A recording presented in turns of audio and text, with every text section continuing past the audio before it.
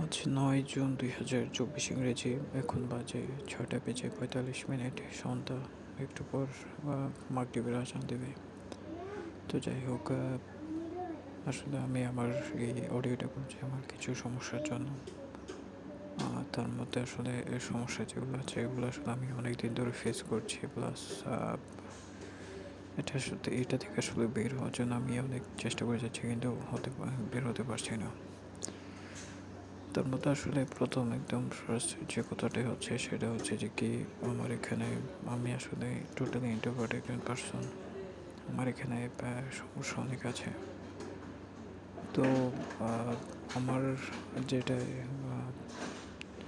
ইন্ট্রোভার্টনেসটার কারণে আসলে আমার এখানে কিছু কিছু জায়গাতে আমার এখানে প্রবলেম ফেস করতে হয় প্রতিদিন। তো আসলে এই সমস্যাটার কারণে অনেক সময় আমাকে ইনসাল্টের মুখোমুখি হতে হয়। যেমন আজকে হয়েছে, গতকালও হয়েছে। তো যাই হোক, মানুষের কাছে আমার যেটা ওয়েট, আমার যেটা মান সম্মান সেটা আসলে কমে যায়।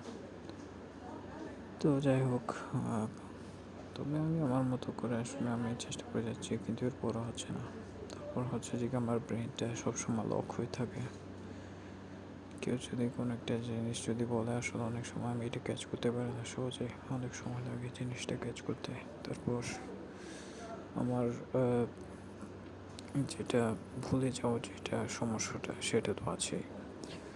আর সেটার জন্য আসলে সব কিছুই করা অনেক কঠিন হয়ে যায়। তারপর এখানে আসার পরে এখনো পর্যন্ত আরবি পুরোপুরি জানি না। আরব যারা আছেন ওরা যখন কথা বলেন কিছুটা বুঝতে পারি, কিছুটা বুঝতে পারি না, এভাবে করে দিন কাটাচ্ছি। তো এখন আমি চাচ্ছি যে আসলে করার জন্য ওদের সাথে ভালোভাবে কথা বলার জন্য, রিল করার জন্য, কিন্তু মুখ দিয়ে সবসময় সব কথা বের হয় না। আমি প্রেশারাইজ করি, বা যখন প্রেশারাইজ করি কথা মুখ দিয়ে বের করার জন্য, তখন আসলে অনেক কথা মুখ থেকে হারিয়ে যায়। অনেক কিছু তখন সাথে সাথে আমি ভুলে যাই। তো যার কারণে আসলে আমি প্রচুর পরিমাণে স্ট্রাগল করছি। আর কিছু কিছু কাস্টমারের কাছে যখন আমি কথা বলতে পারি না, ওরা হাসাহাসি করে। আসলে তখন অনেক বেশি তখন এটা ইনসাল্টেড বলে মনে হয় আমার কাছে, কিন্তু তবুও আমি চেষ্টা করি যে ওদেরকে বেস্ট একটা সার্ভিস দেওয়ার জন্য। তো তবুও আসলে এটা অনেক সময় এটা হয়ে ওঠে না ভিন্ন কারণে। আর এছাড়া বলতে গেলে আসলে এই স্ট্রাগলটার কারণে আমার এখানে যে সমস্যার মধ্যে ছিলাম সেটা আসলে আসলে এখন দিনকে দিন সব কিছু আরও ক্রিটিক্যাল হয়ে যাচ্ছে। আমার এত সমস্যা থাকা সত্ত্বেও আসলে যিনি আমাকে চাকরি দিয়েছেন তিনিও আসলে অনেক হেল্পফুল মানুষ নিয়ে চেষ্টা করে যাচ্ছেন যে কি আমি ভালো কিছু একটা এখানে জানি যেন করতে পারি সেটা। বাট আসলে উনি হেল্প আমাকে যে করছেন আমি সেটার প্রতিদান আমি ওনাকে দিতে পারছি না, যার কারণে আসলে আমার এখানে প্রবলেমটা আরও আসলে বেড়ে গেছে। তো আফটার অল আসলে দিন শেষে আমি লুজার বলে আমি মনে করি। কারণ আমি যদি ভালো একটা কাউকে সার্ভিস দিতে না পারি, ভালো করে যদি আমি কথা বলতে না পারি, জিনিস কোনটা কোথায় রেখেছি সেটা যদি আমি মনে করতে না পারি, তো আসলে এর চাইতে বড় দুঃখের ব্যাপার আর কি হতে পারে। আমি তো সব কিছু দিয়ে লুজার।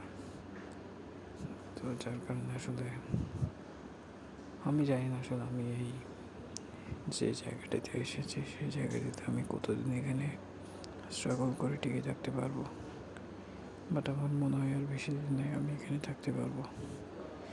তারপর আমি হচ্ছে স্লো লার্নার, সব কিছু আমার আস্তে আস্তে মাথায় ঢোকে, সাথে সাথে কোনো একটা কিছু ক্যাচ করতে পারি না। অনেক সময় লাগে সব কিছু হ্যান্ডেল করতে, বুঝতে, শুনতে, মনে করতে। আমার মাথার যেটা প্রসেসিং সিস্টেম সেটা অনেক স্লো। তারপর আমার লাজুকতার একটা সমস্যা আছে, যেটা ইন্ট্রোভার্টনেসের সাথে আসলে মিলে যাওয়া একটা। তো বেশি মানুষ আসলে আমি অনেক প্রেশারাইজ ফিল করি, তখন করা সহজ কাজটা আসলে তখন আমার জন্য অনেক কঠিন হয়ে যায়।